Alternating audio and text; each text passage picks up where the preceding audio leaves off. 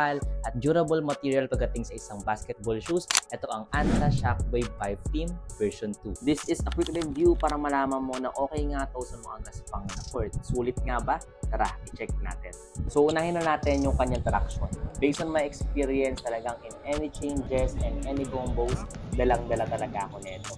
Sobrang top tier ng kanyang traction experience, talagang masasabi kong sulit yung pinambili ko dito. At di ka na rin magugulat dahil nga sobrang squeaky niya. For the cushioning, 8 out of 10 para sa akin. Do not expect too much para sa kanyang cushioning. Saktong-sakto lang para makasupport ng impact every time na nag-landing tayo. I'm a wide footer and saktong size lang yung napili ko. And for me, need nyong mag-add ng half size para mas maging komportable kapag naglalaro. Kaya ako nasabi na good talaga tong sapatos na to for outdoor dahil nga nagamit ko na siya. Di ko lang talaga na videohan pero guys, tignan niyo yung pinakamaterial ng kanyang outsole. Napakakapal ng pagitan mula doon sa pinakailalim hanggang sa pinakaibabaw. So 100% marirecommend ko nga to for outdoor use kapag kailangan mo ng